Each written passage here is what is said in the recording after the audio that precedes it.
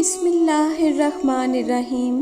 شروع اللہ کے نام سے جو بہت مہربان اور نہایت رحم کرنے والا ہے۔ میری آج کی ویڈیو بہت ہی خاص ہے، ویڈیو کو اینڈ تک دیکھیے گا۔ ہو سکتا ہے ویڈیو دیکھنے کے بعد میری، آپ کی، ہم سب کی زندگی بدل جائے۔ کسی جگہ ابو نصر نامی ایک شخص اپنی بیوی اور ایک بچے کے ساتھ غربت اور افلاس کی زندگی بسر کر رہا تھا۔ ایک دن وہ اپنی بیوی اور بچے کو بھوک سے نڈھال اور بلکتا گھر میں چھوڑ کر خود غموں سے چور کہیں جا رہا تھا کہ راہ چلتے اس کا سامنا ایک عالم دین سے ہوا، جسے دیکھتے ہی ابو نصر نے کہا، اے شیخ، میں دکھوں کا مارا ہوں اور غموں سے تھک گیا ہوں۔ شیخ نے کہا، میرے پیچھے چلے آؤ۔ سمندر کے کنارے پہنچ کر شیخ صاحب نے اسے 2 رکعت نماز نفل پڑھنے کو کہا۔ نماز پڑھ چکا تو اسے ایک جال دیتے ہوئے کہا، اسے بسم اللہ پڑھ کر سمندر میں پھینکو۔ جال میں پہلی بار ہی ایک بہت بڑی عظیم و شان مچھلی پھنس کر باہر آ گئی۔ اس عالم دین نے ابو نصر سے کہا، اس مچھلی کو جا کر فروخت کرو اور حاصل ہونے والے پیسوں سے اپنے اہل خانہ کے لیے کچھ کھانے پینے کا سامان خرید لینا۔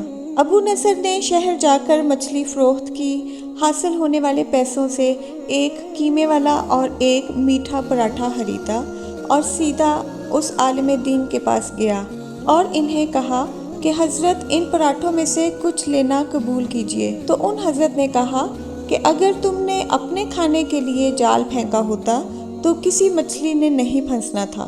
میں نے تمہارے ساتھ نیکی گویا اپنی بھلائی کے لیے کی تھی، نہ کہ کسی اجرت کے لیے۔ تم یہ پراٹھے لے کر جاؤ اور اپنے اہل خانہ کو کھلاؤ۔ ابو نصر پراٹھے لیے خوشی خوشی اپنے گھر کی طرف جا رہا تھا کہ اس نے راستے میں بھوک سے نڈھال ایک عورت کو دیکھا، جس کے پاس ہی اس کا بے حال بیٹا بھی بیٹھا تھا۔ ابو نصر نے اپنے ہاتھوں میں پکڑے ہوئے پراٹھوں کو دیکھا اور اپنے آپ سے کہا کہ اس عورت اور اس کے بچے اور اس کے اپنے بچے اور بیوی میں کیا فرق ہے؟ معاملہ تو ایک جیسا ہی ہے، وہ بھی بھوکے ہیں اور یہ بھی بھوکے ہیں۔ پراٹھے کن کو دے؟ عورت کی آنکھوں کی طرف دیکھا تو اس کے بہتے آنسو نہ دیکھ سکا اور اپنا سر جھکا لیا۔ پراٹھے عورت کی طرف بڑھاتے ہوئے کہا، یہ لو، خود بھی کھاؤ اور اپنے بیٹے کو بھی کھلاؤ۔ عورت کے چہرے پر خوشی اور اس کے بیٹے کے چہرے پر مسکراہٹ پھیل گئی۔ ابو نصر غمگین دل لیے واپس اپنے گھر کی طرف یہ سوچتے ہوئے چل دیا کہ اپنے بھوکے بیوی بیٹے کا کیسے سامنا کرے گا۔ گھر جاتے ہوئے راستے میں اس نے ایک منادی والا دیکھا جو کہہ رہا تھا، ہے کوئی جو اسے ابو نصر سے ملا دے؟ لوگوں نے منادی والے سے کہا، یہ دیکھو تو، یہی تو ہے ابو نصر۔ اس نے ابو نصر سے کہا، تیرے باپ نے میرے پاس آج سے 20 سال پہلے 30,000 درہم امانت رکھے تھے، مگر یہ نہیں بتایا تھا کہ ان پیسوں کا کرنا کیا ہے۔ جب سے تیرا والد فوت ہوا ہے میں ڈھونڈتا پھر رہا ہوں کہ کوئی میری ملاقات تجھ سے کرا دے۔ آج میں نے تمہیں پا ہی لیا ہے، تو یہ لو 30,000 درہم، یہ تیرے باپ کا مال ہے۔ ابو نصر کہتا ہے، میں بیٹھے بٹھائے امیر ہو گیا، میرے کئی گھر بنے اور میری تجارت پھیلتی چلی گئی۔ میں نے کبھی بھی اللہ کے نام پر دینے میں کنجوسی نہ کی، ایک ہی بار میں شکرانے کے طور پر 1000 درہم صدقہ دے دیا کرتا تھا۔ مجھے اپنے آپ پر رشک آتا تھا کہ کیسے فراخ دلی سے صدقہ خیرات کرنے والا بن گیا ہوں۔ ایک بار میں نے خواب دیکھا کہ حساب کتاب کا دن آن پہنچا ہے اور میدان میں ترازو نصب کر دیا گیا ہے۔ منادی کرنے والے نے آواز دی، ابو نصر کو لایا جائے اور اس کے گناہ اور ثواب تولے جائیں۔ کہتا ہے، پلڑے میں ایک طرف میری نیکیاں اور دوسری طرف میرے گناہ رکھے گئے تو گناہوں کا پلڑا بھاری تھا۔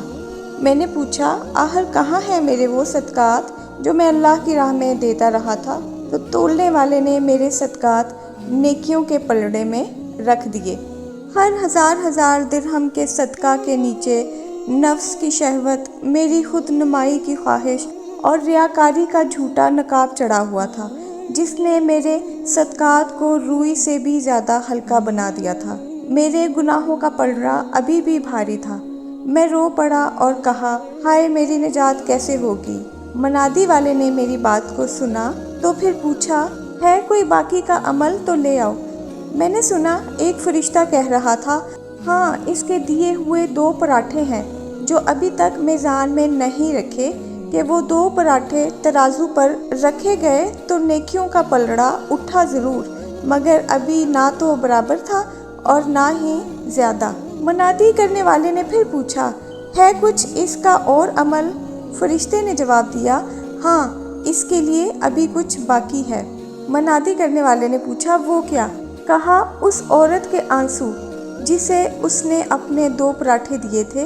औरत के आंसू नेकियों के पलड़े में डाले कि जिनके पहाड़ जैसे वज़न ने तराजू के नेकियों वाले पलड़े को गुनाहों के पलड़े के बराबर लाकर खड़ा कर दिया। अबू नसर कहता है, मेरा दिल खुश हुआ कि अब निजात हो जाएगी। मनादी करने वाले ने पूछा, कोई और अमल है इसका?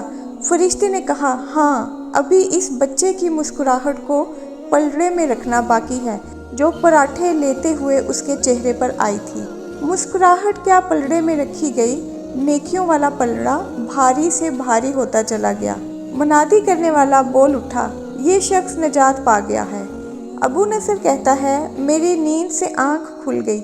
मैंने अपने आप से कहा, अगर मैंने अपने खाने के लिए जाल फेंका होता तो किसी मछली ने नहीं फंसना था, और अपने खाने के लिए पराठे खरीदे होते तो आज निजात भी ना होती। कभी कभी नेकी के छोटे काम जिनका गवाह कोई भी ना हो खुदा के सिवा, बड़े बड़े सदका खैरात और इस तरह के नेकी के कामों से भारी हो जाते हैं। सदका खैरात ज़रूर करें, लेकिन इस तरह से करें कि इसका गवाह अल्लाह के अलावा कोई ना हो। तो मुझे उम्मीद है कि मेरी आज की ये सबक आमोज़ वीडियो आपको अच्छी लगी होगी। अगर आपको मेरी वीडियोस अच्छी लगती हैं तो इनको लाइक और शेयर कर दिया करें, और अगर आप मेरे चैनल पर न्यू हैं तो इसको सब्सक्राइब भी कर दें। वीडियो देखने का शुक्रिया। अल्लाह हाफिज़।